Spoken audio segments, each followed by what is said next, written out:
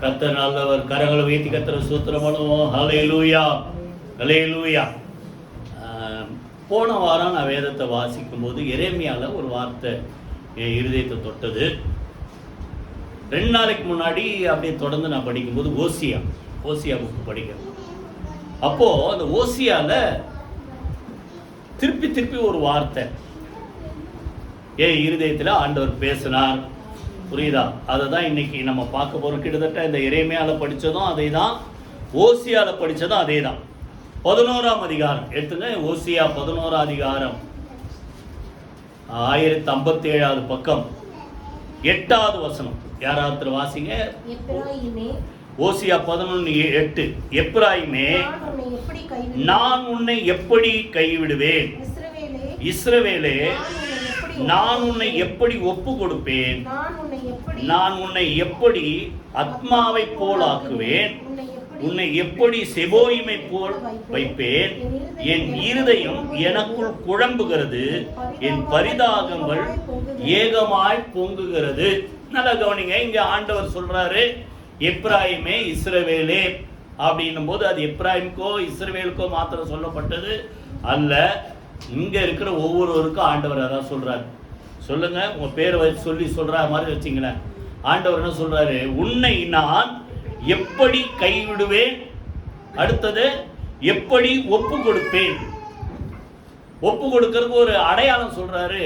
ஆத்மாவை போல, செபோயிமை போல. எப்படி நான் ஒப்பு கொடுப்பேன்?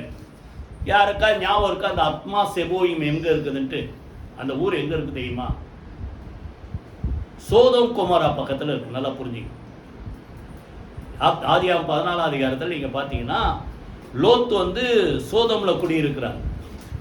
அப்போ அந்த சோதோம் கொமோரா ராஜாக்கள் அவங்க கூட சேர்ந்த ஆத்மா செபோயிம் இவங்களுக்கு விரோதமா இன்னொரு கூட்டம், ஒரு 4 ராஜாக்கள் விரோதமா 5 ராஜாக்கள் யுத்தம் பண்ணாங்க. அப்போ அந்த சோதோம் கொமோரா கிட்ட இருக்கிற ஊர் தான் இது ஆத்மா செபோயிம். அதுக்கப்புறம் நீங்க படிச்சு பார்த்தீங்கன்னா ஆதியாகமம் 19ஆம் அதிகாரத்துல ஆண்டவர் சோதோம் கொமோராவை அழித்தார். எப்படி அழித்தாரு? வானத்திலிருந்து அக்கினி கந்தகத்தை வர வச்சு சோதோம் கொமோரா அழிக்கப்பட்டது. இதை தான் இங்க சொல்றாரு. நான் உன்னை எப்படி அதற்கு ஒப்பு கொடுப்பேன்? அன்னைக்கு அழிக்கப்பட்ட அந்த ஆத்மா செபோயிம் சோதோம் கொமோரா பக்கத்துல இருந்து அழிந்தா மாதிரி நான் உன்னை எப்படி ஒப்பு கொடுப்பேன்? நான் எப்படி உன்னை கைவிடுவேன் சொல்லிட்டு சொல்றாரு. என் இருதயம் எனக்குள் குழம்புகிறது, என் பரிதாபங்கள் ஏகமாய் பொங்குகிறது. அப்ப ஏன் கைவிட்டார்? காரணம் 9ஆம் வசனத்துல சொல்றாரு, என் உக்கிர கோபத்தின்படியே செய்ய மாட்டேன். அப்போ கோபம் வந்திருக்குது. ஆனால கோபம் வந்தவன என்ன பண்ணுது? இன்னைக்கு உங்களுக்கு கோபம் வந்தா என்ன செய்யுங்க? உங்களை தான் பார்த்து கேட்குறேன். உங்களுக்கு கோபம் வந்தா என்னங்க செய்வீங்க? என்னம்மா செய்வோம்? கோவம் வந்த பிள்ளைங்க ஏதோ தப்பு பண்ணுது, கோவம் வந்தா கையில் தூக்கி அடிச்சிடுவீங்க. இல்லை, அடிக்க மாட்டீங்க, பரவாயில்ல. இல்லை, வாய்க்கு வந்ததை பேசுவீங்க. ஏதோ ஒன்று தானே. அதை நீங்கள் எப்படி திருப்பி அடிக்கிறது? ஒன்று கையில் அடிக்கிறீங்கன்னா வாயில், இல்லை இப்படி பண்ணுறிய எப்படி இருப்ப தெரியுமா?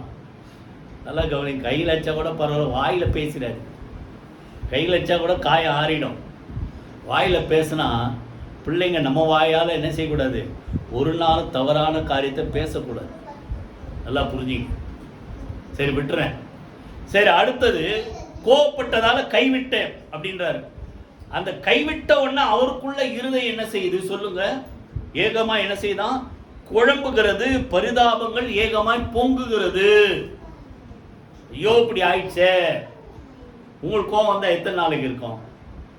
உங்களை தான் பார்த்து கேட்குறேன். சொல்லுங்க. 1 மணி நேரம் இருக்கும், 2 மணி நேரம் இருக்கும், காலில் இருந்து சாயந்தரம் வரைக்கும் இருக்கும், இல்லை அடுத்த நாள் வரைக்கும் இருக்கும், இல்லை ஒரு 2-3 நாள் இருக்கும். சொல்லுங்க. ஒவ்வொருத்தருக்கும் ஒரு டைப் இல்லை. 1 நாள், 2 நாள், 3 நாள், இல்லை 2 மணி நேரம், 3 மணி நேரம். ஆனால் ஆண்டவர் சொல்றாரு, அந்த கோபம் வந்தோடனே அந்த கோபத்தின் விளைவு ஜனங்க அனுபவிக்கிறத பார்த்தோன்னா ஒரு இருதயம் என்ன செய்தா சொல்லுங்க? குழம்பு. ஐயோ, இப்படி ஆயிடுச்சு. பரிதாபம் ஏகமா என்ன செய்தான்? பொங்குகிறது. அப்போ மனுஷன் கோபம் அவங்க என்னதான் அது நிமித்தம் அவங்க வேதனைப்பட்டா கூட அந்த கோபம் ஆறுறது லேட் ஆகும். ஏன்னா மனுஷன் கல் மனசு. நான் அப்படிதான் சொல்றேன். ஆனா ஆண்டவர் அப்படிப்பட்டவர் அல்ல. அவர் யாரும் சொல்லுங்க. ஏசாயா 54 அதிகாரத்துல எவ்வளவு நேரம் கோபப்பட்டாரா? இமைப்பொழுது நான் உன்னை எங்கே இருக்கிற அந்த ரீசன் ஏன் கைவிட்டாரு? அற்ப காலம் உண்ட கோபத்தினால் என் முகத்தை உனக்கு இமைப்பொழுது மறைத்தேன். ஆனாலும் அந்த இமைப்பொழுது இல்ல கோபம், உனக்கு உருக்கமா என்ன செய்வேன்? இறங்குவேன். கையில வைத்து கத்திர சோத்து நித்திய கிருபையுடன் நான் உனக்கு உருக்கமா இறங்குவேன்றார். அப்போ அவருடைய கோபம் இமைப்பொழுது, ஒரு செகண்ட் கூட கிடையாது. ஆனா மனுஷனுடைய கோபம் ரொம்ப ஜாஸ்தி இல்ல, அழிக்கிற வரைக்கும் விட மாட்டேன் பார் அப்படின்னும். ஆனா உங்க குடும்பத்தில் இருக்கவங்க அப்படி சொல்ல மாட்டீங்க. மொத்தம் ஏதாவது பண்ணிட்டா அந்த கோபம் அப்படி இருக்கும். ஆனா ஆண்டவர் அப்படி இல்லை. நான் எப்படி கைவிடுவேன்? புரியுதா? அதன் விளைவை ஜனங்க அனுபவிக்கும் போது அவர் என்ன செய்யறார்? அவருடைய பரிதாபம், அவருடைய அன்பு, அவருடைய இரக்கம், அவருடைய மனதுருக்கம் உள்ளத்துல என்ன செய்து சொல்லுங்க? பொங்குகிறது. அதனால சொல்றாரு, நான் உன்னை எப்படி கைவிடு. இதான் எரேமியா 31:20 சொல்றார். இப்ராமி எனக்கு அருமையான குமாரன் அல்லவோ, பிரியமான பிள்ளை அல்லவோ, ஆகையினால் அவனுக்கு விரோதமாய் பேசினது முதல் என் உள்ளம் அவனுக்காக கொதிக்கிறதுன்றார். இப்போ கோபப்படுத்துறது மனுஷன், கோபத்தின் விளைவு, அந்த கோபத்தின் தேவனை கோபப்படுத்துற விளைவு வந்த உடனே ஆண்டவர் என்ன பண்றாரு? ஐயோ இப்படி ஆயிடுச்சு, பிள்ளைங்க வேதனைப்படுறாங்களே, கஷ்டப்படுறாங்களே அப்படின்ட்டு என்ன சொல்றாரு? நான் உனக்கு என்ன செய்வேன்? உருக்கமாய் இறங்குவேன். கைகளை வைத்து கத்திர சூத்திரமானோமா. இப்போ நல்லா கவனிங்க. கோபம் ஒரு நிமிஷம், சங்கீதத்தில் தான் கோபம், அவருடைய கோபம் ஒரு நிமிஷம். அவருடைய தயவு சொல்லுங்க, நீடிய வாழ்வு. கோபத்தை விட தயவு தான் பெருசு. புரியுதா? இப்போ இன்னைக்கு நம்ம என்ன பார்க்க போறோம்னா, ஏன் ஆண்டவர் கோபப்பட்டாரு? புரியுதா? எப்போ அது நீங்க யோசிச்சு பார்த்துருக்கீங்க? உங்க ஆண்டவர் ஏதோ கோபத்தினால அவருக்கு விரோதமா ஏதாவது செஞ்சீங்க, கோபப்பட்டாரு, அவர் கோபப்படுத்திட்டீங்க. ஆண்டவர் கோபம் வராதுன்னு கோபம் வரும், ஆனா எப்பவும் கோபப்பட மாட்டார். ஏன் சொல்றாரு? என்னுடைய ஆத்மா, அதாவது என்னுடைய ஜனங்கள் என் முகத்துக்கு முன்பாக எனக்குன்பாக சோர்ந்து போயிடுமே. அதனால நான் எப்பவுமே என்ன செய்ய மாட்டேன்? கோபப்பட மாட்டேன். எப்பவுமே என்ன செய்ய மாட்டேன்? வழக்காட மாட்டேன்ற. சரி, நிறுத்து. இப்போ நல்லா கவனிங்க. அப்போ எப்பாவது இப்படி ஆண்டவர் கோபப்படுத்தி அதனால ஏதாவது விளைவு வந்தது உங்க குடும்பத்துக்குன்னா, எத்தனை பேர் உட்கார்ந்து யோசிக்கிறீங்க எதனால இப்படி நடந்தது, எந்த விஷயத்துல நம்ம ஆண்டவரை கோபப்படுத்தணும்? புரியுதா? நல்லா கவனிங்க. இன்னைக்கு ஒரு 4 இல்லைன்னா 5 காரியங்கள் பார்க்க நிறைய இருக்குது. இல்லை ஓசியார் ஒரு 4-5 காரியத்தை நம்ம பார்ப்போம். ஏன் கோபப்பட்டார், எப்படி அந்த சூழ்நிலை வந்தது. முதல்ல வாசிங்க ஓசியா 4 அதிகாரம் 6 வசனம். யாராவது வாசிங்க ஓசியா 4 அதிகாரம். என் ஜனங்கள் அறிவில்லாமையினால் சங்காரமாகிறார்கள், நீ அறிவை வெறுத்தாய், ஆகையால் நீ என் ஆசாரியனா இராதபடிக்கு நான் உன்னை வெறுத்து விடுவேன். நீ உன் தேவனுடைய வேதத்தை மறந்தாய், ஆகையால் நானும் உன் பிள்ளைகளை மறந்து விடுவேன். நல்லா புரிஞ்சுங்க. எதை வெறுத்துட்ட? அறிவு இல்லாமனால் சங்காரம். கோபத்துக்கு காரணம் என்ன சொல்லுங்க? அறிவில்லாம செஞ்ச காரியங்கள். தேவனை அறிகிற அறிவு இல்லை. புரியுதா? தேவனுக்கு எது பிரியம் அது தெரியல. அடுத்தது, நீ என் தேவனுடைய வேதத்தை என்ன செய்த? மறந்த. நல்லா புரிஞ்சுங்க.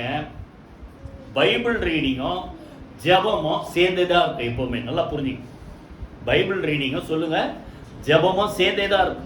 ஜெபம் பண்ணா என்ன செய்யறாரு சொல்லுங்க? ஆண்டவர் உங்க வார்த்தையை கேட்கிறார். கரெக்டா கேட்கிறாரா? 5ஆம் சங்கீதத்தில் படிச்சோமா? என் விண்ணப்பத்தை கேட்கிறீர், உமக்கு நேரே ஆயத்தமாகி காத்திருப்பேன். அப்போ நீங்க பேசுறத ஆண்டவர் கேட்கிறாரு. அப்போ அடுத்தது ஆண்டவர் உங்ககிட்ட பேசணும்ல. அது எப்படி? பைபிள் வாசிக்கும் ஜெபம் பண்ணும்போது பேசுறாரு. என்னை பொறுத்தவரைக்கும் ரெண்டும் மிக்சிங் தான். ஜெபம் பண்ணும்போது ஆண்டவர் பேசுறாரு. ஒரு சில நேரத்தில் ஜெபம் பண்ணும்போது தான் ஒரு சில வசனத்தெல்லாம் ஞாபகப்படுத்துறாரு. போன வாரம் அப்படிதான் அந்த செய்தி, அதான் தேவன் ஜெபம் பண்ணும்போது சொன்ன வார்த்தை தான். அடுத்தது அப்போ சொன்ன உடனே என்ன செய்யணும்? பைபிள் எடுத்து படிக்கணும். பைபிள் எடுத்து படிக்கும் போது ஆண்டவர் பேசுறார். அதுல ஒரு சில காரியங்கள் நம்ம உணர்த்தப்படும் போது, அப்போ நீங்க என்ன செய்யணும்? நான் சொல்றது கவனிக்கிறீங்களா? உணர்த்தப்படும் போது திருப்பி நீங்க ஜெபம் பண்ணணும். ஆண்டவரே இந்த வார்த்தையின்படி. ஒருவேளை சரியில்லைன்னா நான் சரியாகணும், இல்லை ஏதாவது ஒரு குறைவு இருந்தால் இந்த வார்த்தையின்படி இந்த குறைவை நீக்கி என்ன செய்யுங்க, ஜனங்களை என்ன செய்யுங்க, ஆசீர்வதிங்க. அப்போது நல்லா கவனிங்க, ஜெபமும் பைபிள் ரீடிங்கும் என்ன செய்யணும் சொல்லுங்க, தொடர்ந்து மிக்ஸ் ஆகிட்டே தான் இருக்கும். ஜெபம் பண்ணும்போது வசனத்தை உணர்த்துவார், வசனத்தை படிக்கும்போது காரியங்களை உணர்த்துவோம். அதுக்காக நீங்கள் திருப்பி என்ன செய்யணும், ஜெபம் பண்ணணும். ரெண்டும் சேர்ந்து இல்லைன்னா ஆண்டவருடைய சித்தம் என்ன என்பதை நம்மளால் என்ன செய்ய முடியாது, அறிந்து கொள்ள முடியாது. ஆனால் தான் அவரை என்ன செய்யறோம், அநேக நேரத்தில் கோபப்படுத்த இது ஆண்டவர் பிரியன்றது தெரியல. புரியுதா? வேதத்தை மறந்தாய் பின்னால சொல்றாரு. அதுலயே ஓசியால் 8:12 வாசிங்க. 8:12 என் வேதத்தின் மகத்துவங்களை அவர்களுக்கு எழுதி கொடுத்தேன், அவைகளை அந்நிய காரியமாக எண்ணினா. எவ்வளோ மகத்துவம் தாவீது சொல்ற, நம்முடைய வேதத்துள்ள அதிசயங்கள் மகத்துவங்களை நான் பார்க்கும்படி என் கண்களை என்ன செய்யுங்க, திறந்தருளும். அநேகமாயிரம் பொன் வெள்ளி பார்க்க நீர் விளம்பின வேதமே எனக்கு நலம். அவ்வளோ மகத்துவமான காரியத்தை பைபிள் ஆண்டவர் எழுதி கொடுத்துருக்கிறாரு. அதை என்ன பண்ணிட்டாங்களா, அந்நிய காரியம், நமக்கு சம்பந்தம் இல்லாத மாதிரி நினைக்கிறாங்க. சொல்லுங்க, உலகம் பார்த்து கேட்குறேன், அந்நிய காரியமா நினைக்கிறீங்களா? இது எனக்காக ஆண்டவர் எழுதி கொடுத்த வார்த்தை, எனக்கு கொடுத்த போதனை, எனக்கு கொடுத்த வழிமுறைகள் அப்படின்ட்டு தினந்தோறும் பைபிள் எடுத்து படிக்கிறீங்களா? புரியுதா? அப்ப இதை படிச்சாதான் நம்ம ஆண்டவருடைய சித்தத்தை அறிந்து கொள்ள முடியும். இதை படிச்சாதான் ஆண்டவருடைய உள்ளத்தை அறிந்து கொள்ள முடியும். பைபிள் தான் ஆண்டவருடைய இருதயத்தை உணர்ந்து கொடுக்கும், நமக்கு பேசுறாரு அது மூலமா நம்ம என்ன செய்யணும்ட்டு. அப்படி இல்லைன்னா நீங்க உங்க இஷ்டம் போல வாழ்வீங்க, கடைசியில் ஆண்டவர் என்ன செய்யறோம் சொல்லுங்க, கோபப்படுத்துறீங்க. பின்னால தொடர்ந்து அப்படியே ஓசியாலேயே அந்த வேதத்தை குறித்து 7:11 7:11 யாராவது வாசிங்க. எப்ராயிம் பேதையான புறாவை போல் இருக்கிறான், அவனுக்கு புத்தி இல்லை. எகிப்தியனை கூப்பிடுகிறார்கள், அசீரியர் எடுத்து போகக்கூடாத இடத்துக்கு போறான். எகிப்தியர் அசீரிய தேவனுக்கு விரோதமான மக்கள், நல்லா புரிஞ்சுங்க. கடைசியில் இவங்க ஆண்டவரை விட்டுட்டு யாருக்கிட்ட போறாங்க, அசீரியா ராஜா கிட்ட, எகிப்தி ராஜா கிட்ட போறாங்க. நல்லா கவனிங்க, இஸ்ரவேல் ஜனங்கள் செஞ்ச பெரிய தப்பு என்னன்னா, ஏதாவது ஒரு ஆபத்து வந்தவொடனே பொண்ணு வெள்ளி எங்க அனுப்புறான், சீரியா தேசத்து ராஜாவுக்கு. நீங்க நல்லா பைபிள் படிச்சா புரியும். எகிப்து தேச ராஜாவுக்கு இல்லைன்னா அசீரியா ராஜாவுக்கு பொண்ணு வெள்ளியும் கொடுத்து அவங்க உதவியை நாடுறான். நல்லா கவனிங்க, உங்களுக்கு ஒரு காரியம் ஆகணும்னா அடுத்த உதவியை தேடாதீங்க. யார் உதவியை தேடணும், அடித்தாலும் என்ன செய்யுங்க, நீங்க தான் ஆண்டவரே. அடித்தாலும் இதை படிச்சோம் யோகுல, அவருடைய கையை என்ன செய்கிறது, ஆற்றுகிறது. அவரே அடித்தார், அவரே என்ன செய்தார், காயங்களை கட்டுகிறார். ஆண்டவரை விட்டுட்டு எங்கே வேற எங்க போயிடாதீங்க. காரணம் என்ன, அந்த தேவனை பற்ற அறிவு இல்லாதால ஒரு ஆபத்து வந்தவொடனே எகிப்தை தேடலாமா, சீரியாவை தேடலாமா, அசீரியாவை தேடலாமா, அப்படின்னா என்ன அர்த்தம், ஆண்டவரை விட்டுட்டு வேற உலக பிரகாரமா இல்ல தேவனுக்கு விரோதமான, தேவனுக்கு பிரியமில்லாத வழியை தேடுறாங்க. கடைசியில் என்ன ஆகுது கவனிங்க, அந்த ஒரு வார்த்தை என்ன ஒரு வசனம் நான் நோட் பண்ணி வச்சிருக்கேன். 11:3 வாசிங்க. கைப்பிடித்து நடக்க பழக்கினேன், ஆனாலும் நான் தங்களை குணமாக்குகிறவர் என்று அவர்கள் அறியாமல் போனார்கள். அப்ப நல்லா கவனிங்க, நமக்கு ஒரு காரியம் வரணும், ஒரு காரியம் நடக்கணும், புரியுதா, எல்லாம் நடக்கணும்னு இங்க தான் வரணும், அவர்கிட்ட தான் வரணும். அதை விட்டுட்டு நீங்க வேற எங்கேயாவது வழியில போறதுக்கு காரணம் என்னன்னா, தேவனை அறிகிற அறிவு இல்லை. தேவனை அறிகிற அறிவு எதன் மூலமா தான் வரும் சொல்லுங்க, தேவனுடைய வார்த்தையை வாசிக்கிறதால. பேதையான புறாவா இருக்கிறதால தான் ஆண்டவரை விட்டுட்டு எங்க போயிட்டானா, ஓசியால படிச்சோம், எங்க போயிட்டான், அசீரியங்கிட்ட, எகிப்தியர்கிட்ட, உலகத்து வேற யாரெல்லாம் இருக்கிறான்னு அவன் உதவி தேடி போறான். நான் பைபிள் படிக்கும்போது ஒரு ராஜா பேர் ஞாபகம் இல்லை, எப்போ படிச்ச சொல்றேன். அசீரியா ராஜாக்கள் அவங்க ஏதோ ஒரு தெய்வத்தை வணங்குறாங்க, அதனால அந்த தெய்வம் அவனுக்கு துணையா இருக்குதுன்னு உடனே இவன் என்ன பண்ணா, அந்த அசீரியா கிட்ட இருக்கிற மாதிரியே ஒரு பலிபீடத்தை உண்டாக்குறான். இப்ப நல்லா கவனிங்க, ஆண்டவர் என்ன சொல்றாரு, இங்க நீ வர வேண்டியதை விட்டுட்டு, புரியுதா, அந்நிய தெய்வத்தை நீ தேடி போற, கடைசியில் என்ன ஆகும், இருக்கிறதெல்லாம் அவன் என்ன செய்வோம், இழந்து. அதனால தேவனை அறிகிற அறிவு எதனால தான் வருது, தேவனுடைய வார்த்தையினாலே. அந்த தேவனுடைய வார்த்தையை மறந்த அவரை கோவப்படுத்த பேதைகள் அறிவில்லாத மக்கள். நமக்கு அறிவை கொடுக்கறது உலகத்தில் நிறைய புக்கு இருக்குது. படிக்க படிக்க ஃபஸ்ட் ஸ்டாண்டர்ட்லேருந்து அப்புறம் என்ன சொல்கிறது பிஎஸ்சி வரைக்கும் அப்படியே படிப்பு போயிட்டே இருக்குது. ஒரு சிலர் என்ன செய்கிறாங்க, டிகிரி படிக்கிறாங்க, ஒரு சிலர் டிகிரி கூட முடிக்கவில்லை, ஒரு சிலர் ஹைஸ்கூல் படிக்கிறாங்க, ஹையர் செகண்டரி படிக்கிறாங்க. இது உலக அறிவு. ஆனால் தேவனை பற்றி அறிகிற அறிவு எதனால் வரும்? தேவனுடைய வார்த்தையை வாசித்தாதான் என்ன செய்ய முடியும் சொல்லுங்க, தேவனை பற்றி அறிகிற அறிவு வரும். அந்த வகையில் அவரை அறிந்து கொள்வதற்கு ஒரு ஞானம் வேணும்னா தேவனுடைய வார்த்தை என்ன செய்யுங்க, வாசிங்க. 19ஆம் சங்கீதத்தில் தான் கொடுத்து அந்த வார்த்தை என்ன செய்தான், பேதைகளை சொல்லுங்க வாயை திறந்து, பேதைகளை ஞானி ஆக்குகிறது. புரியுது? ஆத்துமாவை உயிர்ப்பிக்கிறது. அடுத்தது கண்களை தெளிவிக்கிறது. அப்படின்னா அர்த்தம், எதை செய்யணும்ன்றத நமக்கு வழி காட்டுகிறது எது? நம்முடைய வசனம் என்பா கால்களுக்கு சொல்லுங்க தீபமும் என் பாதைக்கு போக வேண்டிய வழியை காட்டுறது எது சொல்லுங்க? தேவனுடைய வார்த்தை. அப்போ அவருடைய வார்த்தையை விட்டுட்டு, புரியுதா, இஷ்டம் போல நடந்ததால கோவப்படுறாரு. புரியுதா? அந்த தேவனை அறிகிற அறிவு அதனால வருது. ரெண்டாவது ஏன் கோவப்படுறாரு? ஓசியால 7ஆம் அதிகாரம் 8ஆம் வசனம் வாசிங்க. ஓசியா 7:8. எப்பிராயிம் அந்நிய ஜனங்களோட கலந்திருக்கிறான், எப்பிராயிம் திருப்பி போடாத அப்பம். சொல்லுங்க வாயை திறந்து. அந்நிய ஜனம், வாயை திறக்க மாட்டீங்களா? அந்நிய ஜனங்களோட கலந்து இருக்கிறோம். அதுக்காக நம்ம அந்நிய ஜனங்களோட தான் குடியிருக்கணும். புரியுதா? இப்போ எங்க வீட்டில் பார்த்தா 9 வீடு இருக்கு. 9 வீட்டில் எல்லாரும் ஆண்டவர் அறிந்தவங்கள தெரியாது. ஒரு சிலர் இருக்கலாம் ஆண்டவர் அறிந்தவங்க. புரியுதா? ஆனால் நல்லா கவனிங்க, அதை சொல்லல ஆண்டவர். மிக்ஸ் ஆயிட்ட அங்க போட்டுருக்க அந்த வார்த்தை மிக்சட் அப்படின்ட்டு. எதோட சேர்ந்து அவங்களோட சேர்ந்து மிக்ஸ் ஆயிட்டீங்க. ஏன்னா அவன் யாரா அதை போட்டுருக்கு சொல்லுங்க. அவன் யாரு? எப்பிராயிம் திருப்பி போடாத அப்பம். திருப்பி போடாத முட்டை சாப்பிட்டுக்கலாம், ஆஃப் பாயில், நிறைய பேர் பிடிக்கும். திருப்பி போடாத அப்பத்தை சாப்பிட முடியுமா? புரியுதா? இன்னும் அவன் கடைசியில் மேலே மாவு இருக்கும், வயிற்ற போய் கிழக்கும். இல்லை, நல்லா கவனிங்க. அப்படின்னா ஒன் சைடாக இருக்கிறது. புரியுதா? எல்லாத்தையும் என்ன செய்யணும்? தேவன் நமக்கு என்ன வழி காட்டுறாரோ அந்த பாதையில நம்ம நடக்கணும். அதை விட்டுட்டு அவங்களுடைய இன்னொரு வசனம் சங்கீதத்தில் புறஜாதிகளுடைய பழக்க வழக்கங்களை என்ன செய்யாதீங்க, கற்றுக்கொள்ளாதிருங்கள். புரியுதா? அந்நிய ஜனங்களோட என்ன செய்யாதீங்க. புரியுதா? கொரிந்தியர்ல வாசிங்க, 2-3 வசனத்தை வாசிங்க. 2 கொரிந்தியர் 6ஆம் அதிகாரம் 14-15. அந்நிய நுகத்திலே அவிசுவாசிகளுடன் பிணைக்கப்படாதிருப்பீர்கள். நீதிக்கும் அநீதிக்கும் சம்பந்தம் எது? நீதிக்கும் அநீதிக்கும் சம்பந்தம் எது? ஒளிக்கும் இருளுக்கும் ஐக்கியம் எது? ஒளிக்கும் இருளுக்கும் ஐக்கியம் ஏது? நல்லா கவனிங்க.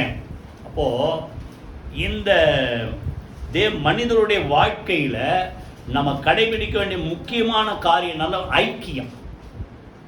அதாவது இப்போ ஒரு இடத்துல நீங்க வேலைக்கு போறீங்க, பிள்ளைங்க படிக்க போறாங்க, புரியுதா? எல்லா வகையான மக்களும் இருப்பாங்க. அதை விட்டு நம்ம என்ன செய்ய முடியாது, தவிர்க்கவே முடியாது.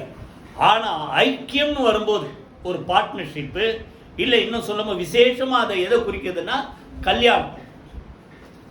யாரோட தான் இருக்கணுமா சொல்லுங்க? அவங்க என்ன கேஸ்ட், அது ரெண்டாவது. என்ன அதுன்னா அவங்க தேவனை அறிந்தவங்களா?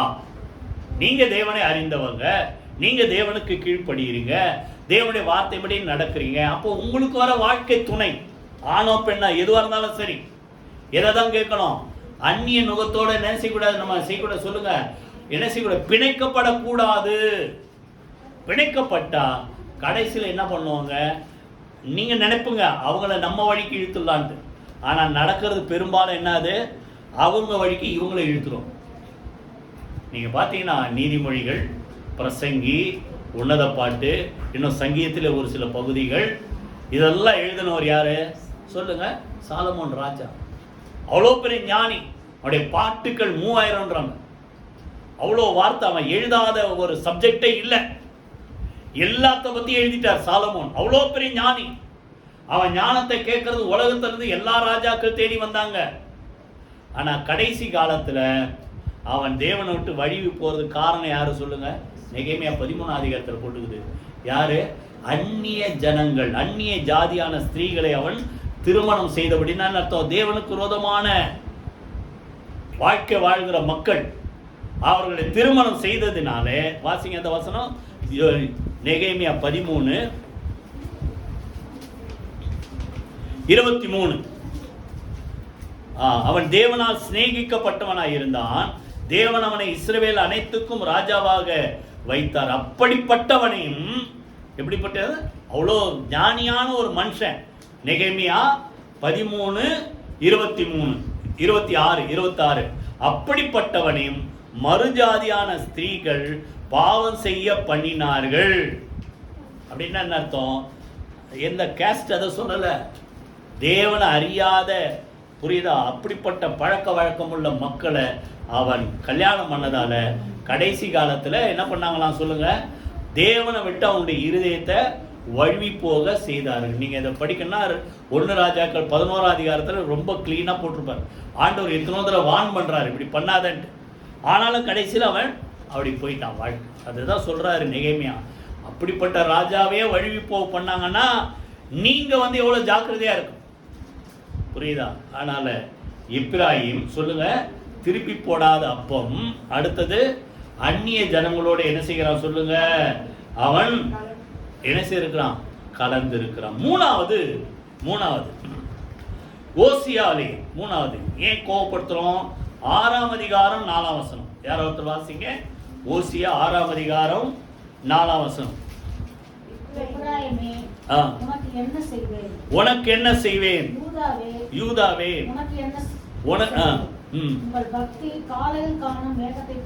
உங்கள் பக்தி காலையில் காணும் மேகத்தை போலவும் விடியற் காலத்தில் தோன்றும் பனியை போலவும் ஒழிந்து போகிறது. பக்தி என்னதான் சொல்லுங்க? காலையில் பார்த்தா மேகம் வராம இருக்கும். இந்த மழை காலத்துல தான் தெரியும், அப்படியே மேகம் வராம இருக்கும். அப்புறம் வெயில் ஏற ஏற ஏற கொஞ்சம் வெளிச்சம் வரும். அப்புறம் அவங்க வண்டி எடுத்து வேலைக்கெல்லாம் போகலாம். பனி காலத்துல விடியற் காலில் பார்த்தா எல்லா வண்டி மரம் செடி மேலாம் அப்படியே பனி இருக்கும். சூரிய வெளிச்சம் வந்தவன என்ன ஆகும்? காணாம போயிடும். அப்போ உங்க பக்தி எப்படி இருக்குதான்? விடியற் காலத்துல தோன்றி பின்பு காணாமல் போகிற பனி போல இருக்குதா? யோசிச்சு பாரு. பக்தி இருக்க என்ன செய்யணுமா? அதிகரிக்கும். தெசலோனிக்கேயர் அந்த சபையை பார்த்தீங்கன்னா நல்லா இருக்கும். உங்களுடைய அன்பு அதிகரிக்கிறது, உங்க பிரயாசம் அதிகரிக்கிறது, உங்க விசுவாசம் அதிகரிக்கிறது என்றார் பவுல் பாராட்டுறார். அப்ப நீங்க ரட்சிக்கப்பட்ட நாள்ல இருந்து உங்க பக்தி அதிகரிச்சிருக்குதா? ஆண்டவருக்காக வாழணுன்ற வைராக்கியம் அதிகரிச்சிருக்குதா? இல்ல அப்ப இருந்ததை விட இப்ப குறைஞ்சிருக்குதா? சொல்லுங்க. பக்தி காணாம போச்சுங்க. அதான் அந்த சங்கீதத்துல படிச்சோம். பக்தி உள்ளவனை கர்த்தர் தமக்காக, 4ஆம் சங்கீதத்துல, பக்தி உள்ளவனை கர்த்தர் தமக்காக தெரிந்து கொண்டார். தேவ ஜனங்கள் சபைக்கு வரும்போது எப்படி இருக்கிறாங்களா? பயபக்தியோடு தேடி வந்து உம்மை தொழுது கொள்ளுவேன், ஆராதிப்பேன். அப்போ அந்த பயபக்தி இருந்தா, புரியுதா, தேவன் மேல அன்பு இருந்தா அது ஒரு நாள் என்ன செய்ய குறையாது. ஒவ்வொரு நாள் என்ன செய்ய சொல்லுங்க? உங்கள் அன்பு அதிகரிக்கிறபடியினால் கைகளை வைத்து கர்த்தரை ஸ்தோத்திரம் பண்ணுவோமா? அப்போ தேவன் மேல வச்ச அன்பு, அந்த பயபக்தி, அந்த தேவ பக்தி என்னாச்சு சொல்லுங்க? குறைஞ்சி போச்சு. பக்தி இருந்தா ஆண்டவருக்காக எதையாவது செய்யணுன்ற ஒரு வைராக்கியம்.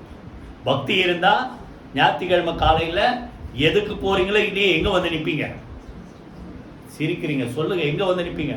இப்ப நீங்க வந்துட்டீங்க, வராத வார்த்தை யோசிச்சு பாருங்க, எங்க போனீங்க? அப்புறம் பக்தி இருந்தா காலையிலே உமக்கு நேரம், அந்த 6ஆம் சங்கீதம் தானே, காலையிலே உமக்கு நேரே வந்து ஆயத்தமாகி காத்திருப்பேன். அப்போ இதெல்லாம் வரும்போது உங்களுக்கு பக்தி இருக்குதா பக்தி இல்லையான்னு பார்த்துங்க. புரியுதா? பக்தி, தேவன் மேல ஒரு அன்பு. ஆண்டவர் பாருங்க, எபேசு சபை நல்லா பாராட்டுறார். நீ என்ன செய்யற? சகித்து கொண்டிருக்கிற, இளைப்படையாமல் நாமத்தின் நிமித்தம் பிரயாசப்பட்ட, எல்லாம் நல்லதுதான். ஆனா உன் மேல எனக்கு ஒரு குறை. என்ன குறை? ஆதியிலே நீ கொண்டிருந்த அன்பை விட்டா என்று உன் பேரில் எனக்கு ஒரு குறை உண்டு. எரேமியால சொல்றார். நீ இளவயதில் என்னை பின்பற்றி வந்த நேசத்தை நான் நினைத்திருக்கிறேன். பொதுவாகவே உண்மையா அன்பா இருக்கிற கணவன் மனைவி வருஷம் ஆக ஆக சண்டை சச்சரவு இருந்தாலும் அன்பு குறையாது. சண்டை சச்சரவு இல்லாமல் குடும்பம் இருக்காது, அன்பு குறையாது. புரியுதா? ஆனா சும்மா வேற ஏதாவது பார்த்து கல்யாணம் பண்ணா அந்த கல்யாணம் பண்ண புதுசுல ஆஹா ஓஹோன்னு இருப்பான், அப்புறம் அப்படி இப்படி கொஞ்சம் குறைஞ்சிடும். ஆனா ஆண்டவர் சொல்றாரு, நீ என்னை பின்பற்றி வந்த முதல் அன்பு, இள வயதில் கொண்டிருந்த அந்த அன்பை நான் நினைத்திருக்கிறேன். அப்படின்னா அர்த்தம், நீ முதல்ல அப்படி இருந்த, இப்ப இல்லையே, நீ அப்படி இருந்தா நல்லா இருக்குமேன்ட்டு ஆண்டவர் ஏங்குறா. அவ்வளவுதான் பார்த்து சொல்றாரு. நீ ஆரம்பத்தில் எப்படி இருந்த, இப்ப எப்படி இருக்கிற? எத்தனை பேர் புரியுது? இள வயதில் கொண்டிருந்த பக்தி. அடுத்தது என்ன அவர் நமக்கு குறை சொல்லுங்க. ஆதி அன்பை விட்டா என்கிற ஒரு குறை. நல்லா கவனி. இதுக்கெல்லாம் காரணம் என்னன்னா, முழு இருதயத்தை ஆண்டவருக்கு ஒப்பு கொடுக்கல. முதல்ல பார்த்தோம், திருப்பி போடாத அப்பம், பாதி ஹாஃப் பாய். புரியுது? ஆண்டவர் என்ன சொல்றாரு? பாதி எனக்கு தான், பாதி நீ வச்சுக்க சொல்றாரு. சொல்லுங்க, வசனத்தை சொல்லுங்களேன், எல்லாம் தெரிஞ்சா. உன் தேவனாகிய கர்த்தரிடத்துல சொல்லுங்க, சொல்லமா எல்லாம் சேர்ந்து சொல்லுங்க. கர்த்தரிடத்துல அரை மனசோட வா, முழு சொல்லுங்க, முழு இருதயத்தோடு. அடுத்தது அரை ஆத்மாவா, முழு ஆத்மாவோடு. அடுத்தது முழு மனதோடு. இன்னொரு இடத்துல முழு சிந்தையோடு. அடுத்த இன்னொரு இடத்துல முழு பலத்தோடு. அப்போ முழுசா ஆண்டவருக்கு ஒப்பு கொடுத்தா பக்தி குறையாது. முழுசா ஆண்டவர் ஒப்பு கொடுக்கலன்னா ஆண்டவர் என்ன பண்ணுவாரு? வாசப்படியிலேருந்து தட்டுவார். எப்பா வெளியே அனுப்பிட்டிய, வாசற்படியிலிருந்து தட்டுகிறேன். ஒருவனின் சத்தத்தை கேட்டு அவன் என்னது மனசை திறந்தா, இருதயத்தை திறந்தா, உள்ளத்தை திறந்தா, சொல்லுங்க, நான் அவனுக்குள் பிரவேசிப்பேன், அவன் என்னோடு கூட போஜனம் பண்ணுவான், நான் அவனோடு கூட என்ன செய்வேன் சொல்லுங்க, போஜனம் பண்ணுவேன். கைகளை வைத்து கர்த்தருக்கு ஸ்தோத்திரம் பண்ணுவோமா? அப்ப நல்லா கவனிங்க. அந்த பக்தி குறைய காரணம் என்ன தெரியுமா? அரை மனசு. அரை மனசுன்னு என்ன சொல்லுங்க? எல்லாம் ஆண்டவர் நினைக்கிறீங்களா? இல்ல ஆண்டவரும் வேணும், கொஞ்சம் இதுவும் வேணும். உலகம் பார்த்து கேட்கிறேன், முழுசா ஆண்டவர் தானா சொல்லுங்க. தலையாட்டுறீங்களா தவிர செய்றீங்களா? முழுசா ஆண்டவர். அருமையான ரேனால்ட் போம்கே ஒரு 30 வருஷத்துக்கு முன்னாடி சென்னையில் வந்து ஒரு மீட்டிங் நடத்தினார். அப்போ மெட்ராஸ் மெரினா பீச்சில் அந்த 3:20 வெளிப்படுத்தின விசேஷம் 3:20 சொல்றாரு. நல்லா கவனிங்க. எங்க முழு மனசோட ஆண்டவர் கீழ் பண்ணி தான் நம்ம நிச்சயமா ஆசீர்வதிக்கப்படும். எந்த பிரச்சனையும் வராது. அப்படி இல்லைன்னா, முழு மனசா இல்ல அரை மனசா இருந்தா நமக்கு என்ன வரும்? உலகத்தின் பாவங்கள், சத்துருவின் கிரியைகள் நம்மள என்ன செய்யும்? தொந்தரவு பட்டுக்கிட்டே தான் இருக்கும். அப்போ அவர் சொல்றார், கதவை தட்டுறாராம். உடனே கதவை திறந்தார். இவர் யாரு? நீங்களே வச்சுங்களேன். கதவை திறந்து, ஆண்டவரே வாங்க, உள்ள வாங்க. எங்க வைப்பீங்க? ஆண்டவரே உங்களுக்குன்னு ஒரு ஸ்பெஷல் ரூம் வச்சிருக்கேன், அங்க இருங்க. இந்த ரூம் யாருக்கு? இந்த ரூம் எனக்கு. அவர் சொன்னது சொல்ற. உடனே கொஞ்ச நேரம் கழிச்சு திருப்பி கதவை தட்டுற சத்தம் கேட்குது. கதவை தட்டுற சத்தம் கேட்டா யாருன்னு பார்த்தா ஓல்டு ஃப்ரெண்டு. யார் ஓல்டு ஃப்ரெண்டு? ஒருத்தருக்கு தான் தெரியுது. யார் ஓல்டு ஃப்ரெண்டு? பிசாஸ். அவன் தட்டுறான். தட்ட உடனே மீறிட்டு உள்ள வர பார்க்குறான். இவர் உடனே அந்த ரூம்ல இருக்கிற ஆண்டவர் கூப்பிடுறாரு, ஆண்டவரே இவன் வந்துட்டான். உடனே யார் அது அப்படின்ட்டு உள்ளது ஒரு குரல். புரியுதா? சத்தத்தை கேட்டவன் ஓடிட்டான். ரெண்டாவது, இல்ல ஆண்டவரே உங்களுக்கு வந்து நான் ஒரு ரூம் தான் கொடுத்துருக்கிறேன், இப்போ நீ எல்லா ரூமும் நீங்க எடுத்துங்க, ஒரே ஒரு ரூம் நான் எனக்குன்னு வச்சுக்கிறேன். இது என்னது? ஒரு 75% ஆண்டவருக்கு, 25% உங்க இஷ்டத்துக்கு. புரியுதா உங்களுக்கு? எத்தனை பேர் புரியும் நான் சொல்றது? உங்க இஷ்டத்துக்கு எத்தனை சொன்ன? 25%, ஆண்டவருக்கு 75%.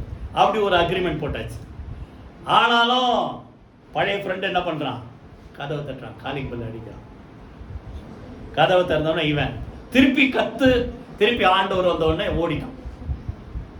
இப்போ இவரு நல்லா தெரிஞ்சிச்சு, எனக்குன்னு கொஞ்சம் இருந்தா கூட இந்த இடத்துல அவன் என்ன செய்வான் சொல்லுங்க, அந்த இடத்துல அவன் தேடி வரதான் செய்வான் அப்படின்ட்டு, ஆண்டவரே இந்த வீடு முழுசும் உங்களுக்கு தான், நீங்க எங்க இருக்கிறீங்க அங்கதான் நான் இருப்பேன், அப்ப வீட்டு சாவியை நீங்க உங்க கையில வாங்கிக்கங்க அப்படின்னோடனே திருப்பி அவன் விடுவானா, பழைய ஃப்ரெண்டு திருப்பி கதவை தட்டுறான். கதவை தட்டினோடனே ஆண்டவர் சாவியை திறந்து யாரதுன்னு அவனும் ஓடிட்டான். அதுக்கப்புறம் இந்த வீட்டுக்கு வருவானா? எத்தனை பேர் புரியுது? அப்ப நல்லா கவனிங்க, காரணம் என்ன சொல்லுங்க, புரியுதா? பக்தி ஏன் குறை? இதுக்கு தான் முக்கியமாக தான் வர பக்தி ஏன் குறையுது? முழுசா ஆண்டவருக்கு என்ன செய்யல, ஒப்பு கொடுக்கல. ஒரு பொண்ணுக்காக 14 வருஷம் வேலை செஞ்சான். யாரு? யாக்கோபு, ராகேலுக்காக. ஆனா அங்க ஒரு வார்த்தை போட்டிருக்குது, அவள் மேல் வைத்த பிரியத்தினாலே அந்த 14 வருஷம் அவனுக்கு எப்படி இருக்குதான், கொஞ்ச நாளா தெரிஞ்சுதான். எத்தனை பேர் புரியுது? அப்போ ஒரு பொண்ணு மேல வச்ச ஆசை அப்படி இருக்குதுன்னா, நமக்காக உயிர் கொடுத்து ரத்தம் சிந்தி மரித்து நம்மளை மீட்டெடுத்த ஆண்டவர் மேல எவ்வளவு ஆசை, எவ்வளவு பாசம், எவ்வளவு அன்பு இருக்கணும். புரியுதா? 14 வருஷம் கொஞ்ச நாள்மா தெரிஞ்சுதான். அந்த அன்பு உங்களுக்கு இருந்தா சொல்லுங்க எப்படி இருக்கும்? எதை வேணாலும் ஆண்டவருக்காக செய்வோம். கையில வீட்டு கத்துல சூத்திரமோ. புரியுதா? மூணாவது சொல்லுங்க, என்ன குறையுது? என்ன குறையுது? பக்தி குறை. பக்தி குறைய காரணம் என்ன? அன்பு குறை. முழுசா ஆண்டவருக்கு என்ன செய்யல, இடம் கொடுக்கல. நாலாவது எது, என்ன பிரச்சனை அவரை கோவப்படுத்துறதுக்கு காரணம்? ஓசியா 4:17 யாராவது வாசிங்க. ஓசியா 4:17. எப்பிராயீம் விக்கிரகங்களோடு இணைந்திருக்கிறான், அவனை போக விடு அப்படின்னு அர்த்தம். அவன் அதுல இருந்து வெளியே வரட்டும்ன்றான். எதோட இணைஞ்சிருக்கானா சொல்லுங்க, எதோட இணைஞ்சிருக்கிறான்? விக்கிரகங்களோட. நல்ல வேலை உங்க வீட்டுல எல்லாம் வந்தேன், இப்ப இல்ல, இப்ப எல்லாம் நல்லா வண்டி வந்து வந்து பார்த்து பார்த்து என்ன இது என்ன அது என்ன கேட்டு கேட்டு தான் உன்னை எல்லாத்தையும் தூக்கி போட்டு. புரியுதா? சரி, நல்லா கவனிங்க.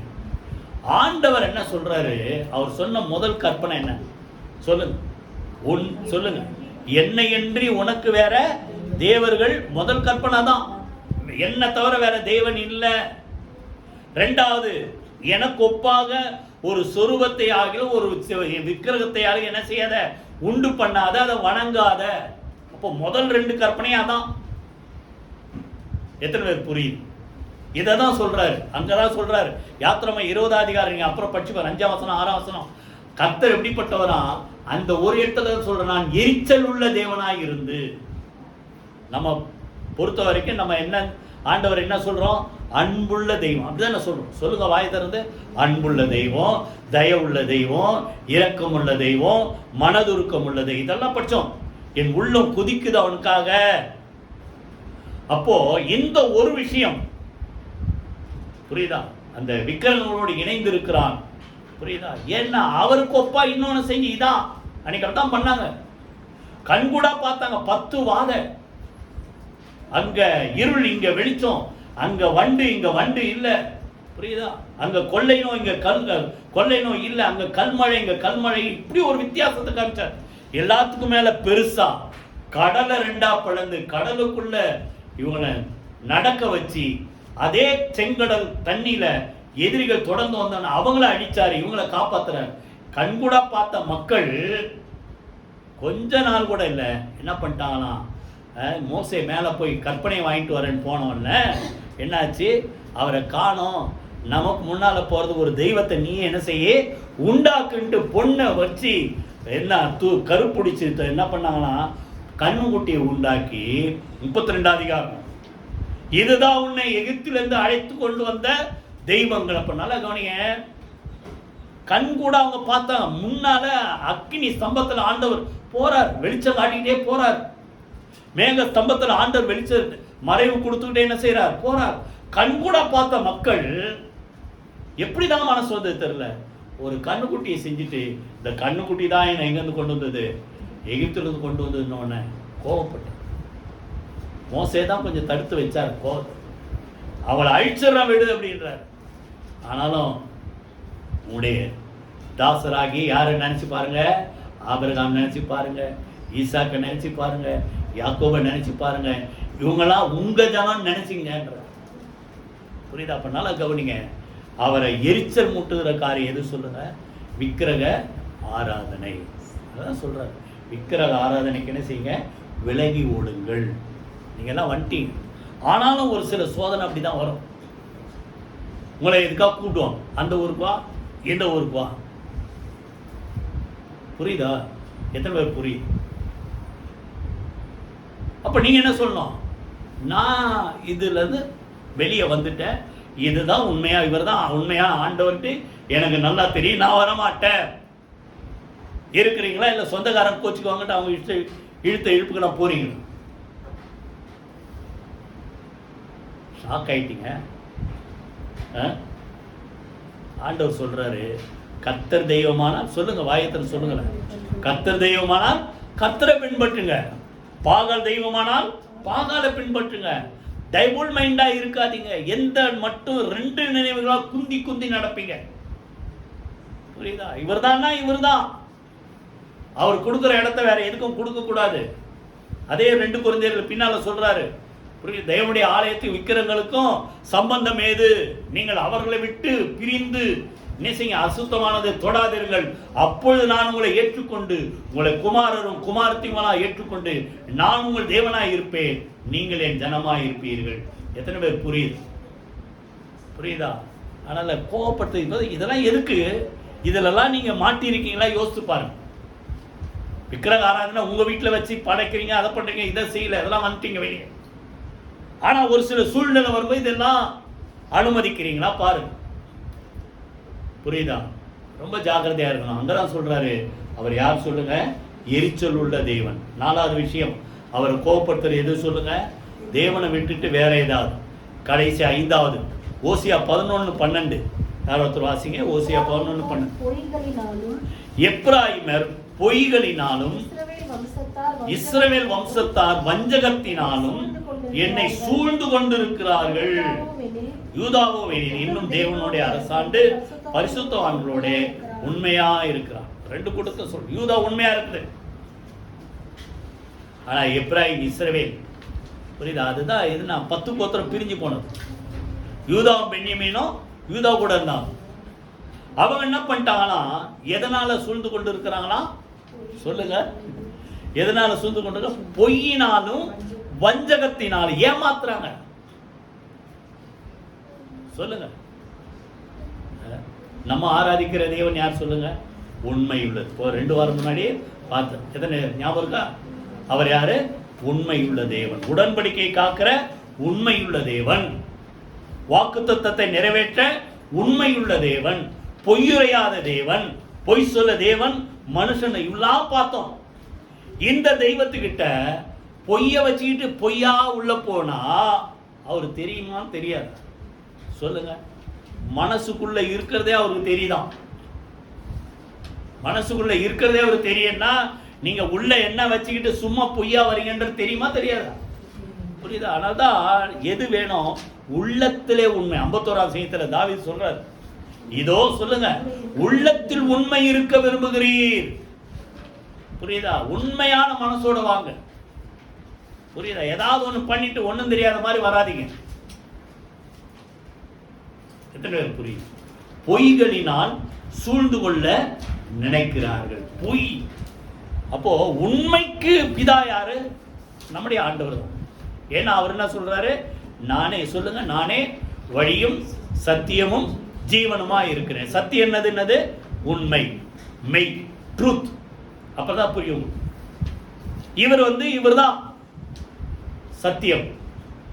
புரியுதா? சத்தியவான் எவனும் என் சத்தம் கேட்கிறான், சத்தியத்தை அறிவீர்கள், சத்தியம் உங்களை விடுதலை. இவர் தான் என்னது? உண்மை, மெய், சத்தியம். பிசாசு யாரு? பொய்யன், பொய்க்கு பிதா. அப்ப பொய் எங்க பிறக்குது?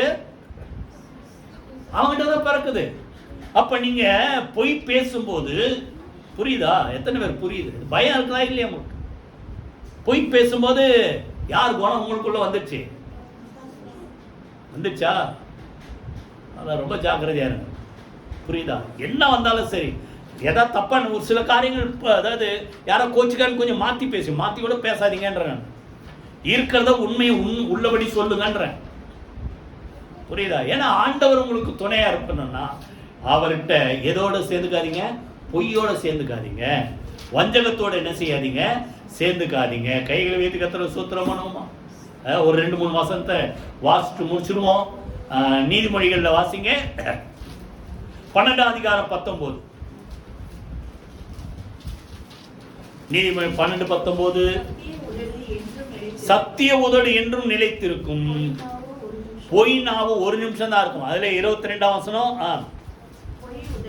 பொய் உதடுகள் கர்த்தருக்கு அருவருப்பானது, உண்மையா நடக்கிறவர்கள் அவருக்கு சொல்லுங்க பிரியம். பொய்யர் அனைவரும் எங்க பங்கடைவாரலாம்? 2ஆம் மரணத்திலே பங்கடைவார்கள். வெளிப்படுத்தின விசேஷம் 21:8. 22:15 பொய்யை விரும்பி அதன்படி நடக்கிறவர்கள் அந்த ராஜ்யத்தில் என்ன செய்ய முடியாதான்? பங்கடைய முடியாது. ஏன்னா அவர் சத்தியமுள்ள தேவன். அவர் இருக்கிற இடத்துல அந்த உண்மையோட இருந்தாதான். அதனால்தான் அந்த தொழுது கொள்ளும் போதும் சொல்றார், தேவன் ஆவியா இருக்கிறார், அவரை தொழுது கொள்ள சொல்லுங்க. ஆவியோடும் உண்மையோடு, உள்ளத்துல உண்மையோட தேடு. புரியுதா? அப்ப நீங்க என்ன செய்வீங்க? அவரை தரிசிப்பீர்கள். கைகளை வைத்து கத்துற சூத்திரமா. அதனால பொய்க்கு இடம் கொடுக்காதீங்க. 5 காரியம் நம்ம பார்த்தோம் தேவனை கோபப்படுத்தும். என்னென்ன சொல்லுங்க? தேவனை அறிகிற அறிவு இல்லாம வேதத்துக்கு புறமா நடக்குது. 2வது சொல்லுங்க, அந்நிய ஜனங்களோட கலந்திருப்பது. 3வது பக்தி குறைஞ்சிச்சு, தேவன் மேல முழு மனசா ஆண்டவர் என்ன செய்யல, நேசிக்கல. 4வது சொல்லுங்க, விக்கிரங்களோட என்ன செய்திருக்கிறார்கள், கலந்துட்டாங்க. 5வது பொய்யோடு கூட அவர்கிட்ட வரும்போது எப்படி வராங்களா? பொய்யா வராங்க. உள்ளத்துல உண்மையா உடைச்சி அது சொல்றான் பாருங்க. யாரு? ஆண்டவரே, யாரு? அந்த ஆயக்காரன், பாவியாகி என் மேல் கிருபை. இப்போ நான் தசமமா கொடுத்தேன், உபவாசம் இருந்தேன், அதை செஞ்சேன், இதை செஞ்சேன்றவன் ஆண்டவர் நீதிமானா மாத்தல. யாரதான் நீதிமானா மாத்துறாரு? உள்ளம் உடைக்கப்பட்டு உள்ளத்தை திறந்த ஆண்டவரே நான் பாவி, என் மேல இரக்கமா இருங்க, என்னை பார்த்து என்ன செய்யுங்க, என்னை சுத்திகரிங்க, என்னை சேர்த்துங்கன்னு சொன்னா பாருங்க, அவனைதான் கர்த்தர் நீதிமானா மாத்தினார். எல்லாரும் எழுந்து கர்த்தரை துதிப்போமா? கர்த்தர் சோத்திரமானோ. நான் உன்னை எப்படி கைவிடுவேன்? நான் எப்பவுமே கோபமா இருக்க மாட்டேன், ஆனாலும் என் உள்ளத்துல இருதயம் குழம்புகிறது, என் பரிதாபங்கள் ஏகமாய் பொங்குகிறது. அதனால கவனிங்க, எதனால அவரை கோபப்படுத்தணும்ன்ற கொஞ்சம் யோசித்து பாருங்க. இதனாலயா அதனாலயா? 5 காரியம் நம்ம பார்த்தோம். புரியுதா? வேதத்தை வாசித்தாதான் அவருடைய சித்தம் என்னன்னு அறிந்துக்கணும். இதுல ஒருவேளை நீங்க தவறிருந்தா இன்னைக்கு ஒரு தீர்மானம் பண்ணுங்க, ஆண்டவரே நான் வேதத்தை வாசிப்பேன். 2வது சொல்லுங்க அந்நிய ஜனங்களோட, புரியுதா, கலந்து இருக்கு. அவங்க வழியில அவன் போற வழியில நாம் போறது அப்படி இல்லை. நமக்கென்று ஆண்டவர் இதுதான் வழி, இதுதான் சத்தியம், இந்த வழியில நடங்க சொல்லி இருக்கிறாரு. 3வது சொல்லுங்க, அவர் என்ன செய்ய, தேவ பக்திய குறைஞ்சிச்சுன்ற. பக்தி குறைய காரணம் ஆண்டவர் மேல இருக்கிற அன்பு குறைஞ்சிருக்கு. ஆதியில இருக்கிற அன்பு இப்ப இருக்கான்னு பாரு. 4வது விக்கிரங்களோட கலந்து இருக்கிறான். அப்படி இல்லை, நீங்க எல்லாத்திலும் வெளியே வந்துட்டீங்க, ஆனாலும் ஒரு சில சூழ்நிலைகள், புரியுதா, அந்தந்த இடங்களுக்கு உங்களை இழுக்கும்போது ஜாக்கிரதையா இருங்க. 5வது பொய் இல்லை, உள்ளத்துல உண்மையோடு ஆண்டவரை கூப்பிடுங்க, கர்த்தர் நிச்சயமா அவங்களோடு கூட பேசுவார். எல்லாருடைய கர்த்தரை சோத்திரமானோமா. நன்றி தகப்பனே, நீ சொன்ன இந்த வார்த்தைக்காக நன்றி செலுத்துகிறோம். இப்படி பரிதாபங்கள் எங்கள் மேல ஏகமாய் பொங்குகிறதற்காக நமக்கு நன்றி செலுத்துகிறோம். நாங்கள் எந்த சூழ்நிலையிலும் ஆண்டவரே உம்மை கோபப்படுத்தாதபடிக்கு உடைய வேதத்தை வாசித்து தியானித்து உடைய சித்தத்தை உடைய இருதயத்தை அறிந்து கொள்ள கர்த்தர் எங்களுக்கு அனுக்கிரகம் செய்வீராக. ஆண்டவரை அந்நிய ஜனங்களோட கூட ஆண்டவரை பழக்க வழக்கம் இல்லைங்கப்பா, ஆண்டவர் ஐக்கியமாயிராதபடிக்கு, ஆண்டவர் அவங்க வழியில நாங்க போகாதபடிக்கு நாங்கள் அவர்களுக்கு உம்முடைய வழியை கற்றுக் கொடுக்கிற ஒரு அனுபவத்தை தருவீராக. தேவ பக்தி குறையாதபடி தேவன் மேல வைத்து அதிகரிக்கும்படியாக தேவ அன்பினால ஒவ்வொருவரை கர்த்தர் நிரப்புவீராக. விக்கிர ஆராதனைகளுக்கு விலகி எங்களை ஜாக்கிரதையா காத்துக்கொள்ள அனுக்கிரகம் செய்வீராக.